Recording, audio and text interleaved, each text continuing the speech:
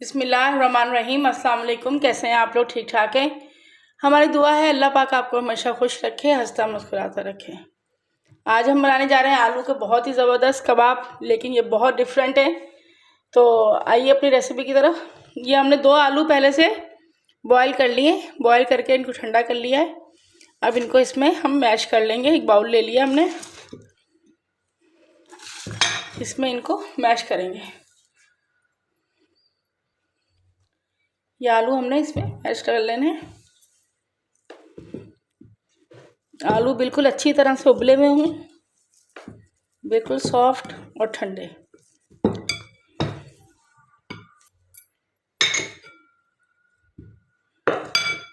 ये आलू हमने देखिए अच्छी तरह मैश कर लिए। आधा चम्मच हमारे पास नमक का है, ये अपने टेस्ट के अकॉर्डिंग डाल लीजिए। 1 चम्मच काली मिर्च ये डाल दीजिए। ये 1 प्याली हमारे पास दही है, लेकिन हम इसमें थोड़ा थोड़ा दही डालेंगे। डाल के इसमें अच्छी तरह मैश कर लीजिए। बस इतना दही डालना है कि हमारे कबाब अच्छे से इसमें भीग जाए। बहुत ज़्यादा दही की क्वांटिटी नहीं डालनी है। और बाकी जो दही है वो भी हम इसमें डाल देंगे। ये तकरीबन हमने इसमें आधी प्याली दही की डाली है, क्योंकि हमारा बैटर थोड़ा सा पतला होना चाहिए।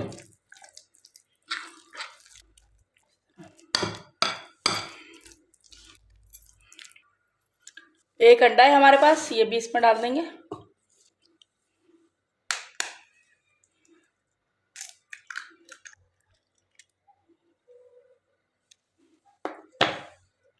अंडा डालने से पहले आप अपने नमक और मिर्च को चेक कर लीजिए, ताकि आपको ठीक लग रहा हो तो ठीक है, अदरवाइज़ आपको कम लग रहा हो तो इसमें तो आप अपने टेस्ट के हिसाब से और भी डाल सकते हैं। अब इसमें तकरीबन हमने 4 चम्मच मैदे के डालने हैं। 1 2 3 और 4। इनको भी इसमें अच्छी तरह मिक्स कर लीजिए।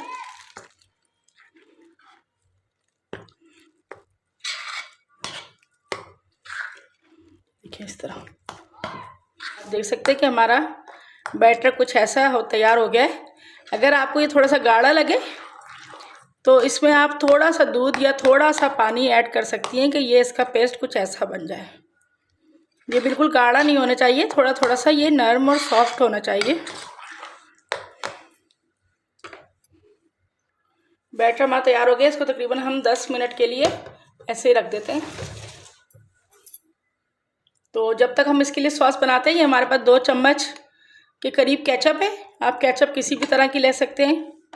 इसी के हम बना रहे हैं सॉस, उसके लिए हमने ये 2 चम्मच केचप है। इसमें हमने तकरीबन 2 चम्मच भरे हुए प्याज के डाल देने। 2 चम्मच हमारे पास बारीक कटा हुआ टमाटर है, ये डाल देंगे। और 1 चम्मच हमने हरी मिर्च ली थी, जिसके सीड्स निकाल दिए, सीड्सलेट्स बारीक बारीक काट के इस पर ये डाल देंगे। इसको अच्छी तरह मिक्स कर लीजिए। इसमें अब हम तकरीबन 2 पिंच के करीब नमक डालेंगे,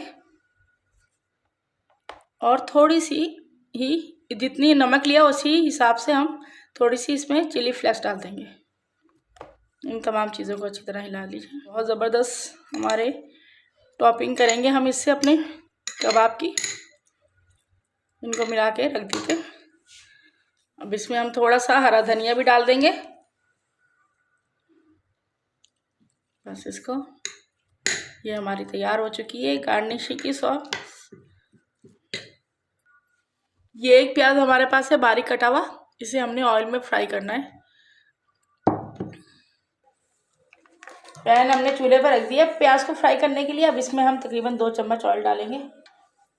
ऑयल डालने के बाद इसमें प्याज डाल दीजिए, और इसको बिल्कुल हमने हल्का फ्राई करना है, बिल्कुल भी गोल्डन नहीं करना है। इतना हो कि बस इसका कलर चेंज हो जाए और इसकी प्याज का कच्चापन खत्म हो जाए।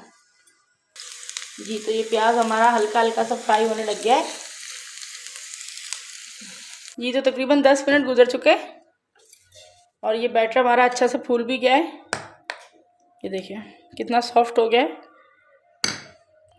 अब ये फ्राई किया हुआ प्याज हम इसमें डाल देंगे। इसको अच्छी तरह मिक्स कर लीजिए और साथ ही हम इसका थोड़ा सा धनिया डाल देंगे। धनिया को भी अच्छी तरह इसमें मिक्स कर लीजिए।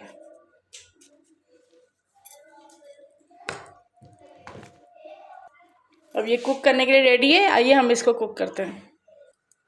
पैन में हमने थोड़ा सा ऑयल डाल के, जिस पैन में हमने प्याज को फ्राई किया था उसी में थोड़ा सा और ऑयल डाल देना है और आंच को बिल्कुल स्लो कर देना है। और 1 चम्मच से लेकर हमने सेंटर में इसके कबाब का ये मसाला डाल देना है। ये जितने भी आ सके इसमें कम से कम हम 3 डालेंगे। आंच को इसलिए स्लो रखना है कि हमने इनको बहुत जल्दी फ्राई नहीं करना है।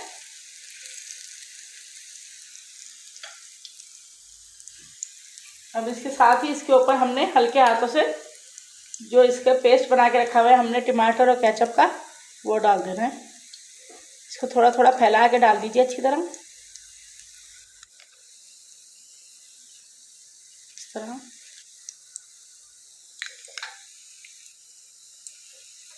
इस तरह इसको फैला दीजिए। हमने ये इस पर सारी सॉस लगा दी है और ये तकरीबन हम थोड़ी सी देर के लिए ढक देते ताकि ये अंदर तक स्टीम हो जाए अच्छी तरह। आंच को बिल्कुल स्लो रखना है। तो एक दफ़ा इसको देख लिया, तकरीबन 2 मिनट गुजर चुके हैं। आंच को बिल्कुल हमने स्लो रखना है। ये देखें आप कितने ज़बरदस्त। इसको पलट लीजिए।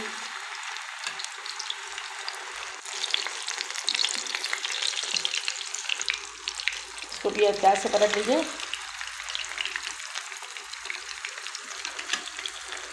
ये आप देख सकते हैं कितने ज़बरदस्त लग रहे हैं माशाल्लाह, कलरफुल भी और बहुत ही खाने में भी टेस्टी होंगे ये।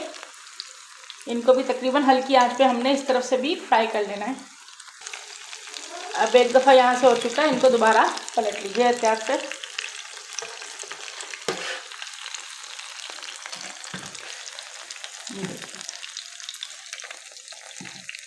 अब इनको गोल्डन होने तक हमने अच्छी तरह पका लेना है।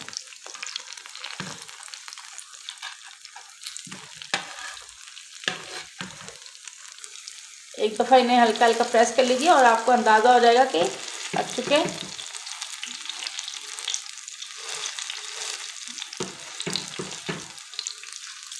आइए इसको एक दफ़ा पलट लेते हैं।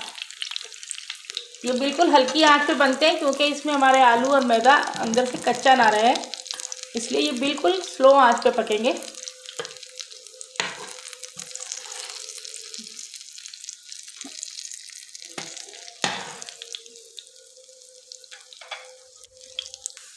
तो ये हमारे अच्छी तरह देखें फ्राई हो चुके हैं।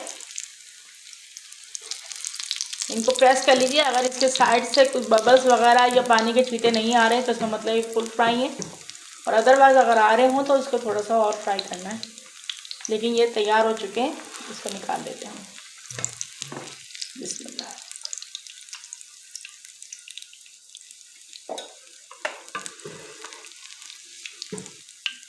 इसी तरह हम तमाम अपने ये पोटैटो पिज़्ज़ा बना लेंगे।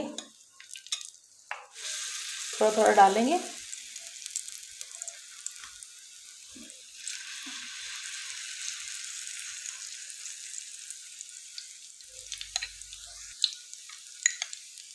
इस पे ये सॉस लगा दीजिए अच्छी तरह। जी तो देखिए हमारे कितने ज़बरदस्त पोटैटो कटलेट्स तैयार हो चुके हैं।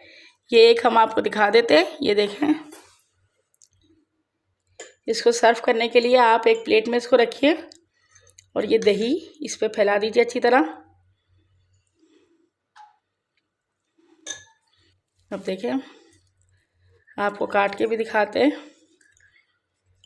ये नहीं, बहुत ही ज़बरदस्त और बहुत ही मज़ेदार। इसे आप बनाइए और बताइए आपको कैसे लगी हमारी रेसिपीज़। हमारी रेसिपी अच्छी लगे तो आप प्लीज़ हमें कमेंट्स करके बताया करें कि आपको हमारी रेसिपीज़ कैसी लग रही हैं। और अगर आपने अपने हमारे चैनल को सब्सक्राइब नहीं किया है तो चैनल को सब्सक्राइब कीजिए, लाइक कीजिए, अपने दोस्तों में शेयर कीजिए और अपनी दुआ में याद रखिए। अल्लाह हाफिज़।